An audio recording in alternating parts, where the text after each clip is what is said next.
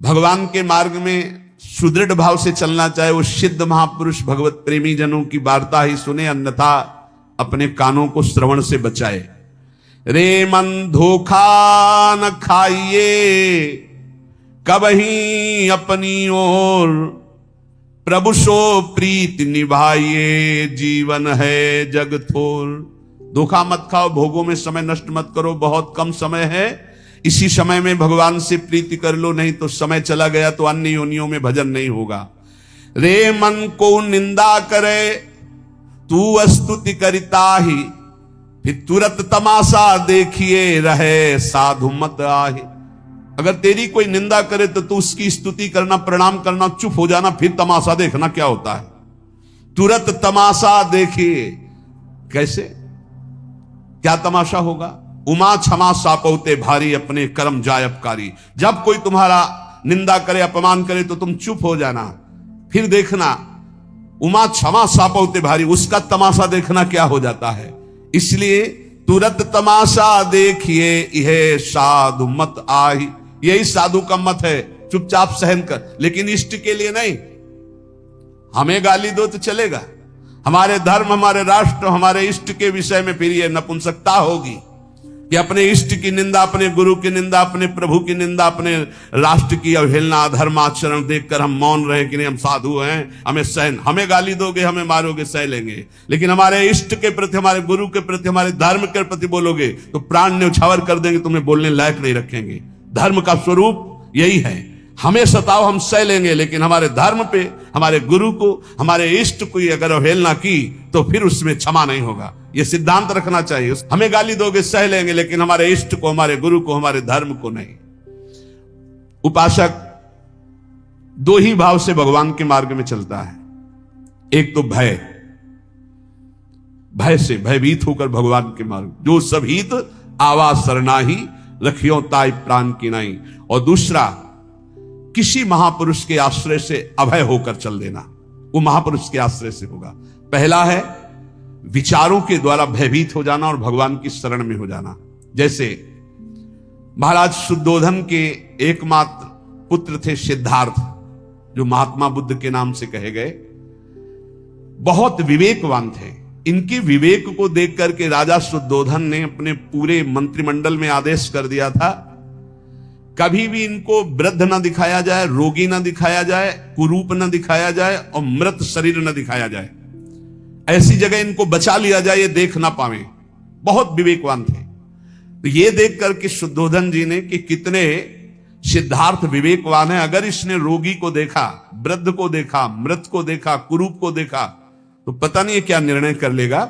इसलिए 4 बातों के लिए राज मंत्रिमंडल में निषेध किया गया था। कभी भी युवराज को वृद्ध, रोगी, कुरूप या मृतक न दिखाया जाए। अगर कभी ऐसा हो तो इनको घेर लिया जाए और वो देख ना पाए। लेकिन भगवान के विधान पर राजा का विधान थोड़ी चलता है। एक दिन उन्होंने पिता से आज्ञा ली कि मुझे नगर अपना देखना है।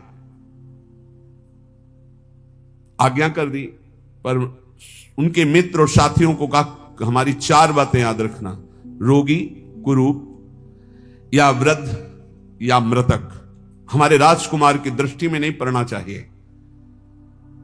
नगर देखते हुए जा रहे थे कि उन्होंने देखा झुकी कमर, जर्जर दे, लाठी टेकता हुआ एक वृद्ध जा रहा है। तुरंत उन्होंने घेर लिया कि ना देख। उनका रुको, ये क्या है? उनका ये एक हमारा आपका जैसा शरीरधारी मनुष्य है, ऐसा मनुष्य होता है, धीरे धीरे लाठी टेक के। ये कैसा है? बोले ये जो आपकी अवस्था है, इसके बाद जो अधेड़ अवस्था आती है, फिर ये वृद्धावस्था आती है। मतलब मेरे शरीर की भी यही अवस्था होगी? हाँ राजकुमार, यदि पूरा जीवन जिया जाए तो जवानी के बाद वृद्धावस्था आती है। चलो वापस चलो, मुझे अब नहीं देखना। एकांत में बैठकर बहुत चिंतन किया। आज जवानी है, पत्नी प्रिय लग रही है, परिवार प्रिय लग रहा है, राज प्रिय लग रहा है, कल वो दशा आ जाएगी शरीर की कि लाठी लेकर के एक एक कदम झुक झुक कर चलना होगा। फिर सत्य क्या है? एक दिन फिर कहा मुझे नगर दर्शन कराने के लिए। फिर आज्ञा हुई। बड़ी सावधानी इस बार रखी गई थी, लेकिन मार्ग में देखा कि एक हड्डी हड्डी शरीर में है, जैसे टीबी का मरीज, मिर्गी का मरीज, बार बार वो फेन उगल रहा है, भूमि पर तड़प रहा है, कोई उसके पास नहीं। राजकुमार सिद्धार्थ नजदीक गए, ये क्या है? उनका महाराज ये मनुष्य ही है। ऐसी दशा क्यों हुई? ये रोग से युक्त है। तो किसी को भी ऐसा रोग हो सकता है? हाँ राजकुमार, किसी को भी रोग हो सकता है ऐसा। ये इसकी दशा, फेन निकल रहा है, शरीर इस कोटि का हो गया है। चलो मैं वापस नहीं देखना चाहता। एकांत गए। जवानी के बाद वृद्धावस्था, और जवानी में भी इस तरह के रोग जिससे उसकी हड्डी हड्डी हो गई शरीर में, वो फेन उगल रहा था, वो मूर्छित हो रहा था कष्ट से। फिर आखिरकार सत्य क्या है? जीवन का रहस्य क्या है? तीसरी बार फिर कुछ दिनों बाद कहा, मैं नगर यात्रा में जाना चाहता हूं। फिर आदेश हुआ, भगवान का विधान, राम नाम सत्य है, राम नाम सत्य है। एक मुर्दे को लोग, रुको राजकुमार, रखो, खोलो, इसमें क्या है? राजकुमार, ये तो शव है। ये क्या होता है? बोले जो बूढ़ी अवस्था देखी, जो रोगी अवस्था देखी, इसके बाद ये मृत अवस्था आती है, आदमी मर जाता है। मैं भी मर जाऊंगा? हाँ, अगर वृद्धावस्था आई, रोग अवस्था आई, तो उसके बाद मृत्यु अवस्था होती। तो जीवन का सत्य क्या है? यही जीवन का सत्य है। राजकुमार, मैं इस विषय में तो नहीं जानता, पर यह जरूर दशा सबकी आती है। तो मृत्यु का ग्यास कभी भी बना जा सकता है। हाँ राजकुमार, कभी भी मरा जा सकता है। बुढ़ापा, रोग, मृत्यु, जब इससे जीवन ग्रस्त है तो आनंद कहां है? यह आनंद की खोज कैसे पूर्ण होती है? यह सत्य क्या है? बस उनके हृदय में बड़ी ग्लानि हुई। रात्रि में अपनी पत्नी को देखा, पुत्र को देखा, आखिरी प्रणाम किया और कहा, मैं इस आनंद में नहीं टिक सकता, मुझे सच्चिदानंद चाहिए, जो सत्य है, परम चैतन्य घन है। मैं रोगी या बुढ़ापा या मृत्यु अवस्था आने के पहले उस अवस्था को पाना चाहता हूं जहां न रोग छू पावे, न दुख छू पावे, न मृत्यु छू पावे। और भाग पड़े घर से। नवीन पत्नी थी, नवजात पुत्र था, छोड़कर भाग पड़े। एकांत स्थल, यह आसने सुस्यत में शरीरम, इसी आसन पे शरीर चाहे सूख जाए, अस्थियां टूट जाए, चाहे मृत्यु हो जाए, पर जब तक ब्रह्मबोध नहीं होगा मैं इस वृक्ष के नीचे से नहीं उठूंगा। और ब्रह्मबोध करके ही उठे, इसलिए उस वृक्ष का नाम बोध वृक्ष हुआ। और उन्होंने भगवत साक्षात अपने स्वरूप का, अपनी आत्मा का साक्षात्कार किया।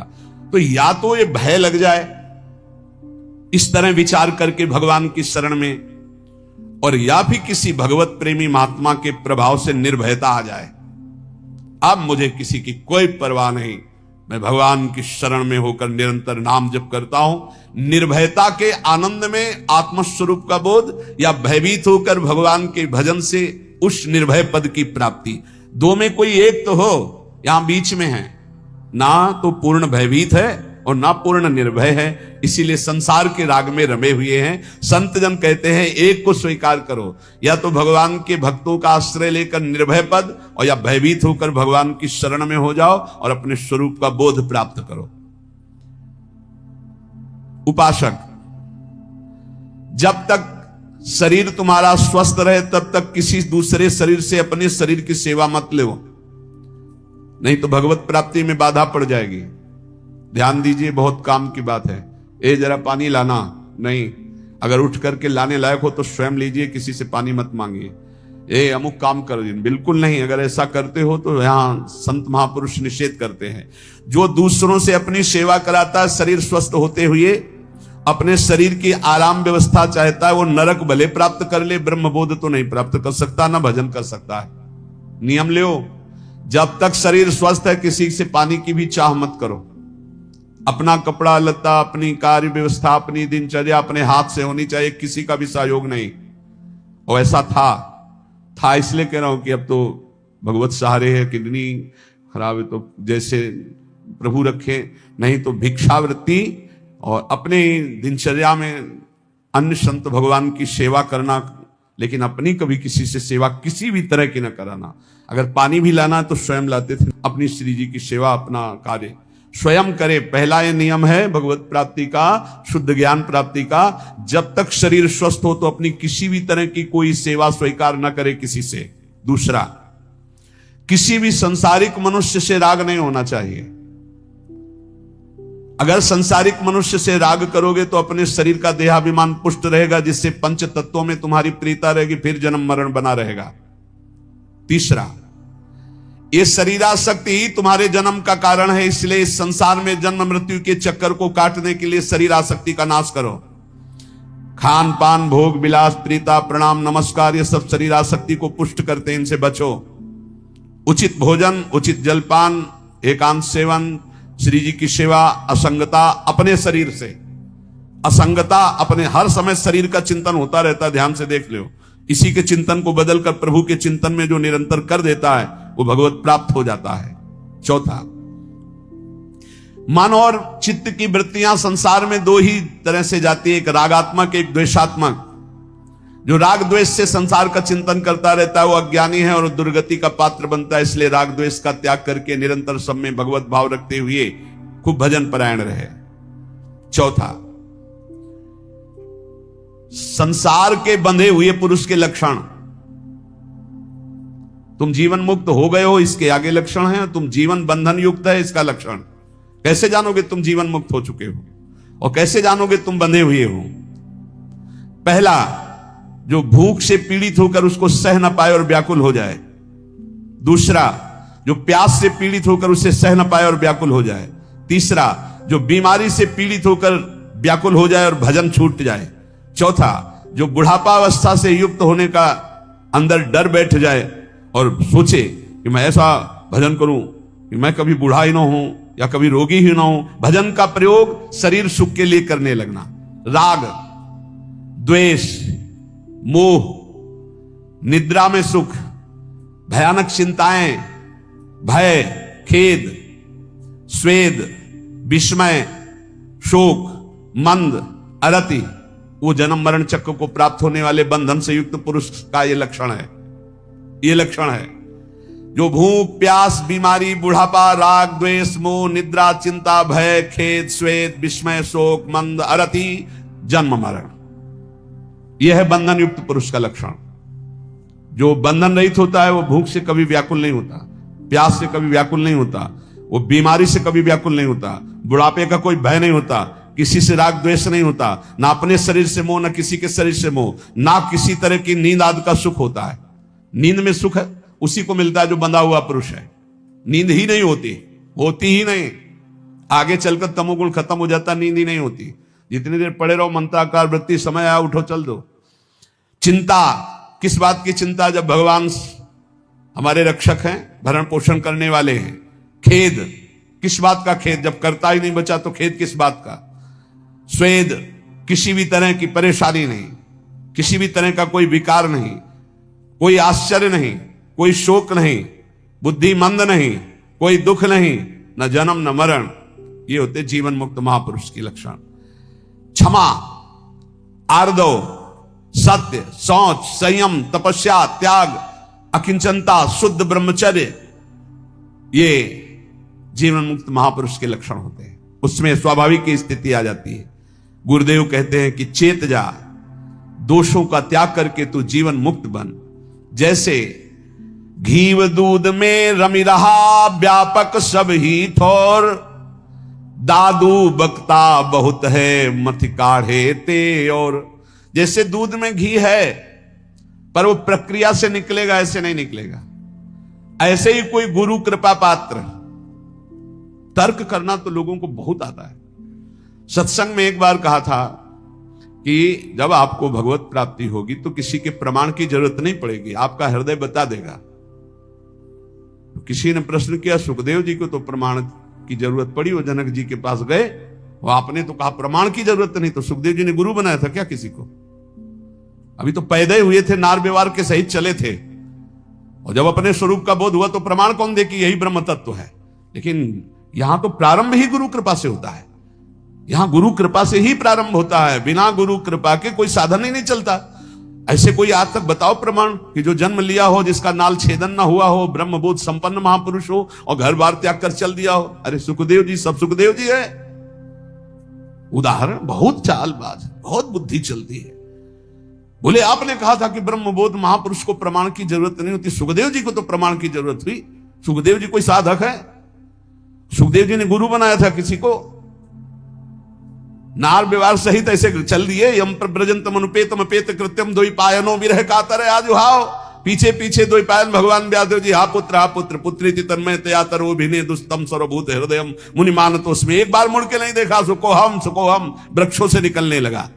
पर जब ब्रह्मबोध महापुरुष को लगा कि क्या ये जो हमारी स्थिति यही पूर्ण स्थिति है, अब ये कैसे आया? क्योंकि गुरु नहीं बनाया, तो गुरु के बिना पूर्णता कैसे होगी? तो जाना पड़ा गुरु जी के पास, और यहां तो शुरुआत ही गुरु जी से होती है।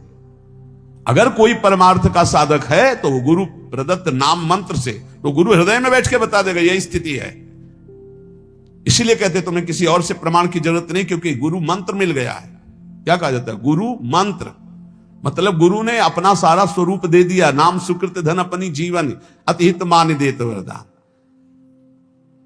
दूध में घी है, रम रहा है, लेकिन बिना प्रक्रिया के नहीं जान सकते। वो प्रक्रिया गुरु से मिलती है, युक्ति से मुक्ति। जैसे दूध को आप कढ़ाई पे डाल के पूड़ी नहीं निकाल सकते, पर घी है उसमें। पर जब उसे दही जमाते हैं, मंथन करते हैं, मक्खन निकालते हैं, फिर उसे तपाते हैं, तब जाकर घी बनता है। ऐसे ही परमात्मा सबके हृदय में है, पर कोई गुरु कृपा पात्र युक्ति जानता है गुरुदेव से, और वो विचार के मंथन के द्वारा ज्ञानाग्नि को प्रज्वलित करके साफ कर्म संस्कार भस्म करके परमात्मा को प्रकाशित कर लेता है। दादू मन ही सोमल उपजय, मन ही सोमल धोई। सीख चले गुरु साध की, तो मन निर्मल होई।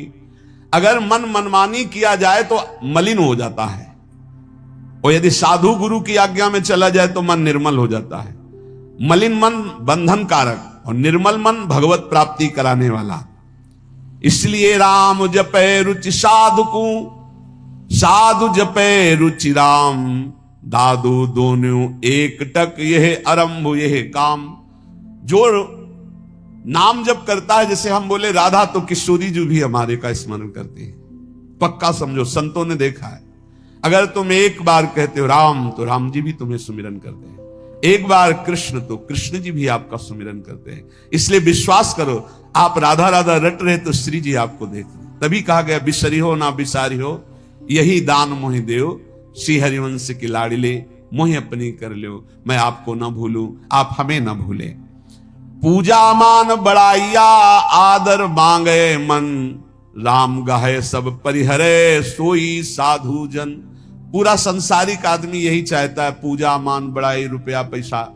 लेकिन साधु वही है, भगवान का भक्त वही, जो भगवान को चाहता है, केवल भगवान को।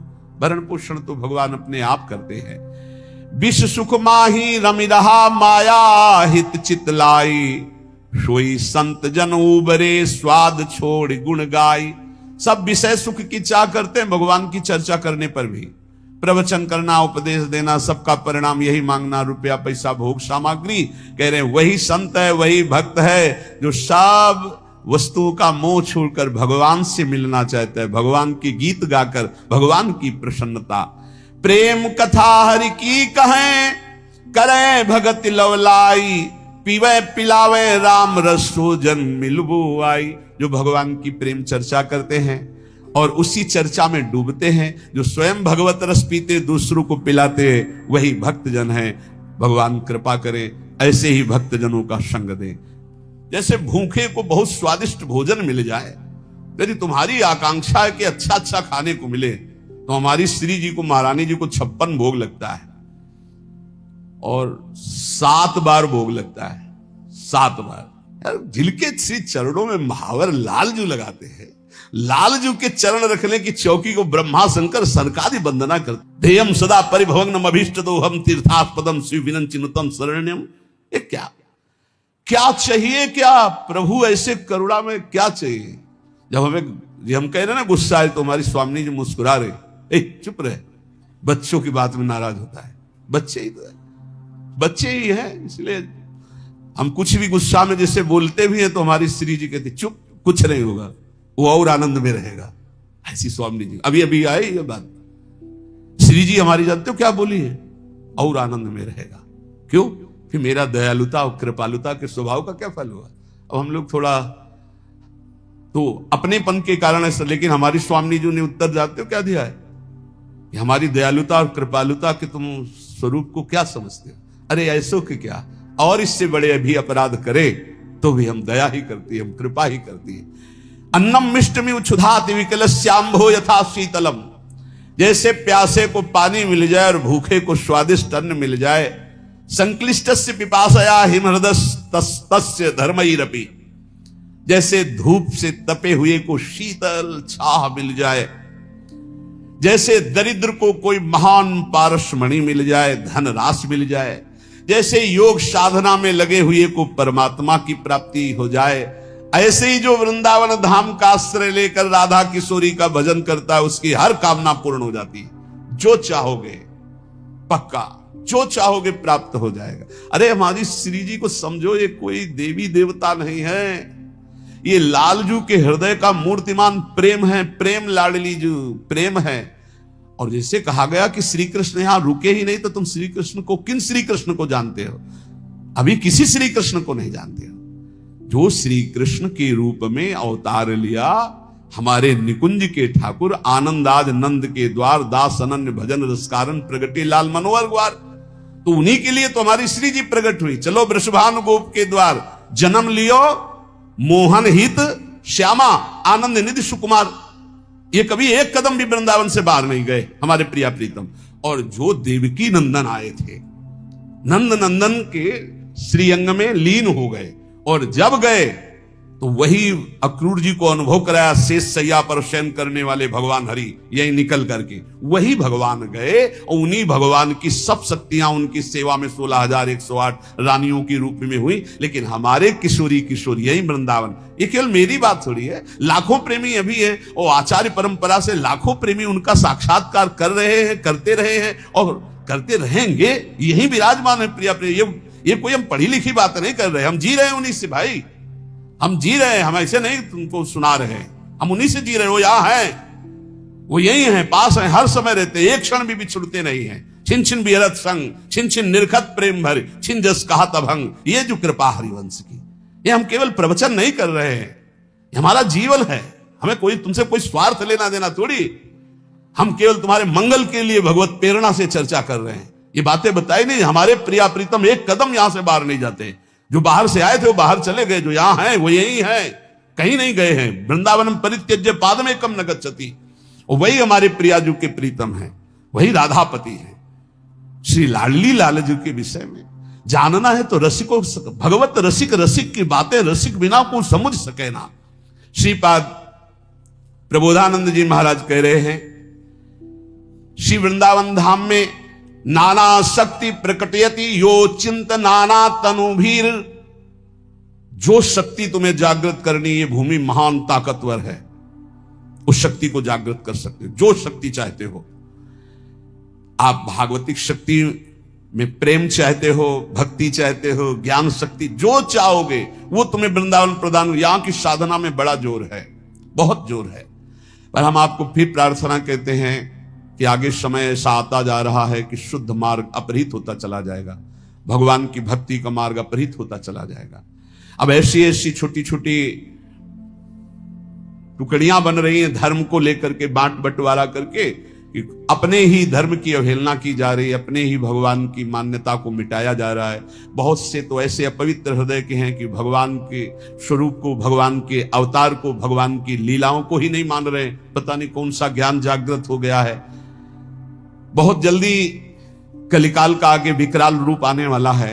ये थोड़े समय के लिए है, ये बीच का जो अभी समय आया है, ये कुछ ही समय समझ लीजिए कि जैसे पीछे 100 तो आगे बहुत बहुत 100 वर्ष और समझ लीजिए। इसके बाद जो आतंक शुरू होगा वो भजन के बहुत विपरीत होगा। भजन नहीं कर सकते आप, सुना नहीं जाएगा, जिया नहीं जाएगा, ऐसी ऐसी बातें, ऐसा ऐसा प्रपंच मानसिकता में बैठ जाएगा, क्योंकि अधर्माचरण हो रहा है ना। शास्त्र सम्मत आचरण करने से बुद्धि पवित्र होती है और शास्त्रों को पकड़ती है और उसके अंदर शक्तियां जागृत होती है। बड़ी सी दिव्य शक्तियां यहां विराजमान हैं, बड़ी दिव्य शक्तियां। नाना शक्ति प्रकटयति यो अचिंत नाना तनु भी।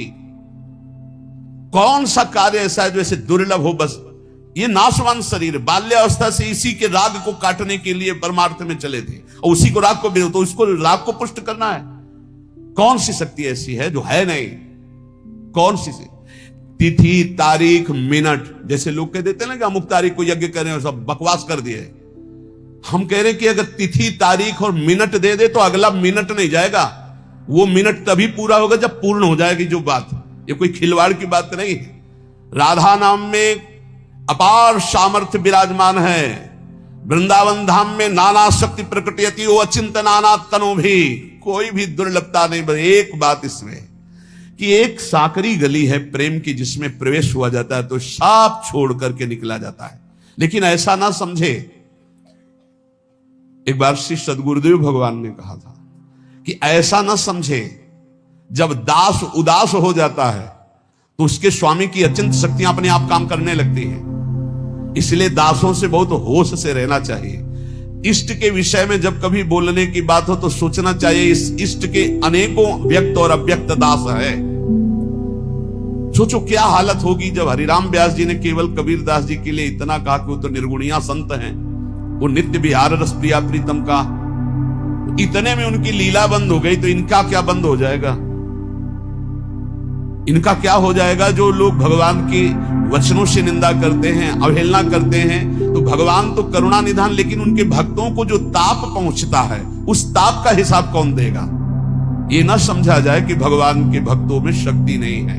अनंत शक्ति संपन्न भगवान का दासत्व स्वीकार किए, पर वो एक मार्ग है जहां एक शर्त रखी गई है, किसी भी शक्ति का प्रयोग, किसी भी सिद्धि का प्रयोग किया तो इस मार्ग से हट जाओगे। इसलिए चुप, पिट भले जाएं, गाली भले खा ले, सब कुछ सह करके वो सीधे प्रभु की प्राप्ति के मार्ग में चलते हैं। नहीं तो श्रीपाद कह रहे नाना शक्ति प्रकटयति यो अचिंत नाना तनु भी, एक साथ अनेक रूप धारण करने की सामर्थ्य होती है भगवत भक्त में। एक ही समय में अनेक जगह अनेक जगह में तन धारण करके नाना शक्तियां उसके अंदर जागृत हो। आप नाम जप करके तो देखो, भगवान के चिंतन में तो देखो अपार शक्ति है। श्री स्वामी मग्नानंद सरस्वती जी कई बार ऐसी जगह पकड़े गए कि जो आश्रम में भी थे और अपने भक्तों के समीप भी थे, तो कहा स्वामी जी आप तो कल वहां थे। तो शिष्यों ने कहा नहीं, कल तो कहीं गए नहीं, यही थे। ऐसी शक्तियां प्रकट हो जाती है भगवान नाम जप में, भगवत आराधना में। नाना अवस्था दद दुर्विधान योभिर वैर दृशौघाम, असीम प्रेम, असीम रूप माधुरी, असीम भाव, असीम रसधारा सब इसी नाम में विराजमान। जो राधा राधा राधा रटते हैं असीम शक्ति जागृत हो जाती है। वो जो योग से सिद्धियां प्राप्त होती है वो राधा नाम में। श्री राधा किंकरी नाम लुठत चरण योर अद्भुता सिद्धि कोटि। कभी किसी के द्वारा एक कहे जाने पर राधा नाम या राधा तत्व पर तुम्हें किसी को भी कोई संशय हो तो वृंदावन धाम में आना, श्री जी के चरणों के दासों से पूछना, तो तुम्हारा संशय निवृत्त हो जाएगा। ये बाहरी लोग श्री जी के विषय में, राधा नाम में, राधा महिमा में ये अनभिज्ञ हैं। कोई अगर जानता है तो किसी रसिक से मिलकर जानता है, अन्यथा नहीं जानता है। अंके पंके रुहवर मुखिम नित्यमेवं स्फुरन्ति, प्रेमार्दात्मा पुलिक तनुर्लालयन् हृष्टरोमा, कुर्वन् काञ्चिन्नव नवरतिं भिक्षुतुं चित्रगोष्ठीं, वृंदारण्यम व्रतति निलये भाति राधा विलासी। श्री कृष्ण चंद्र कभी श्री किशोरी जी के श्री चरणों को देखते हैं, कभी श्री मुखारविंद को देखते हैं, कभी प्रेमार्ध चित्त होकर पुलकित होकर अश्रु प्रवाह करते हुए श्री जी के श्री चरणों का लालन करते हैं।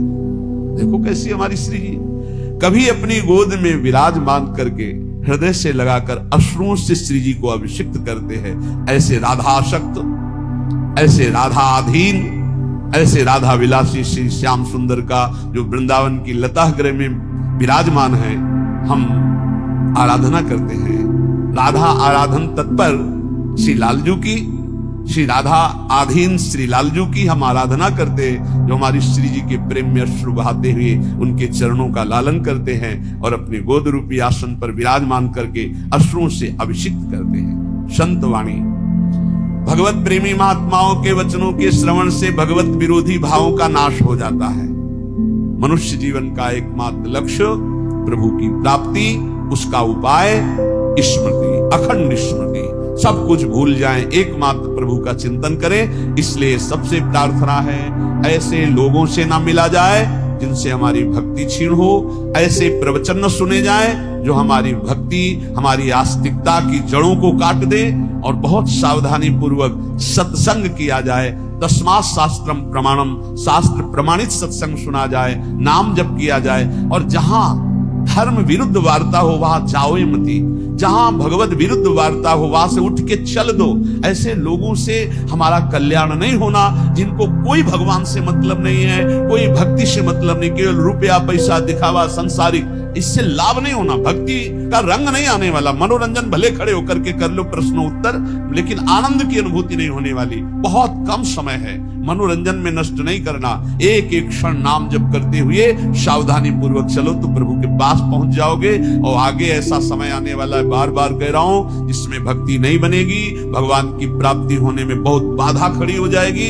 अभी कुछ ऐसा समय है, नाम जप कर लो और निकल चलो। इस समय हवा चली है भगवत प्राप्ति की, निकल चलो, बहुत बढ़िया अवसर है। नहीं पीछे ऐसा समय था, रामकृष्ण हरि बोले तो गला काट दिया जाए, यही काट दिया गया वृंदावन में। आगे भी ऐसा समय आएगा कि प्रवचन नहीं कर सकते, नहीं बोल सकते। जैसे अब वर्णा आश्रम धर्म व्यवस्था में नहीं बोल सकते आप, ऐसे आगे आएगा भगवान की चर्चा नहीं बोल सकते। आएगा कलिकाल का ऐसा प्रभाव बढ़ेगा।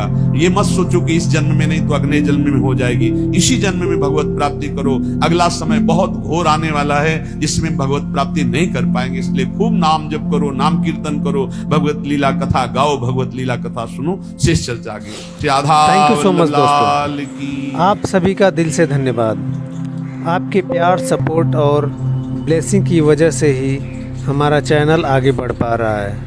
हर लाइक, कमेंट, शेयर और सब्सक्राइब मेरे लिए बहुत कीमती है दोस्तों।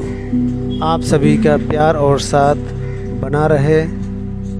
ईश्वर आप सभी को सुख, शांति और सफलता प्रदान करे।